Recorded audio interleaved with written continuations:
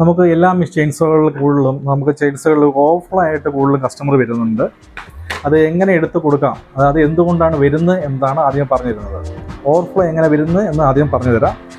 പലർക്കും മെഷീൻ എങ്ങനെയാണ് സ്റ്റാർട്ടാക്കേണ്ട വിധം ആർക്കും അറിയത്തില്ല.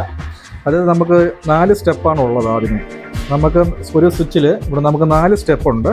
അതിൽ ആദ്യമേ നമുക്ക് ചോക്കാണ് ഇടേണ്ടത്. നമ്മൾ ഈ ആക്സിൽ പ്രസ് ചെയ്ത് കഴിഞ്ഞാൽ ഈ സ്വിച്ച് നമ്മൾ നേരെ താഴെ കൊണ്ട് വെച്ച് കഴിഞ്ഞാൽ ലോക്കായി. അതിനെ ചോക്ക് എന്ന് പറയും. ആ ചോക്ക് ഇട്ടിട്ട് നമ്മൾ ആൾറെഡി കിക്കർ വലിക്കുകയാണ്. കിക്കർ വലിച്ച് കഴിയുമ്പോൾ ചെറിയൊരു മൈന്യൂട്ട് സൗണ്ട് കേൾക്കും. ആ സൗണ്ട് കേട്ട് കഴിയുമ്പോഴാണ് നമ്മൾ ഈ ആക്സിൽ പിടിക്കാതെ നമ്മൾ ഇത് പ്രസ് ചെയ്യാൻ പാടില്ല. ഈ പ്രസ് ചെയ്യാതെ നമ്മൾ ഈ ചോക്ക് നോബ് പ്രസ് ചെയ്ത് മേപ്പോട്ട് പൊക്കുക. വേറെ ഒന്നുമില്ല, നോബും ചെറുതായിട്ടൊന്ന് പൊക്കുക. പൊക്കിയുമ്പം ആ ലോക്കായിട്ട് അവിടെ ഇരിക്കും.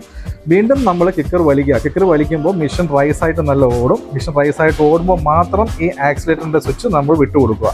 അത് സ്വിച്ച് വിട്ട് കൊടുക്കുമ്പോൾ ശ്രദ്ധിച്ചോണം, ഈ സ്വിച്ച് ഓട്ടോമാറ്റിക്കായിട്ട് മേളിൽ പോയി വീഴും. നോർമലി ഇപ്പോൾ റണ്ണിങ് ആയിരിക്കും മെഷീന്. അത് കഴിഞ്ഞ് മാത്രം നമ്മൾ ആക്സിൽ കൊടുത്താൽ നമുക്ക് ഉപയോഗിക്കാം. ആവശ്യമില്ലെങ്കിൽ മേളിലോട്ട് സ്വിച്ച് ഓഫാണ്.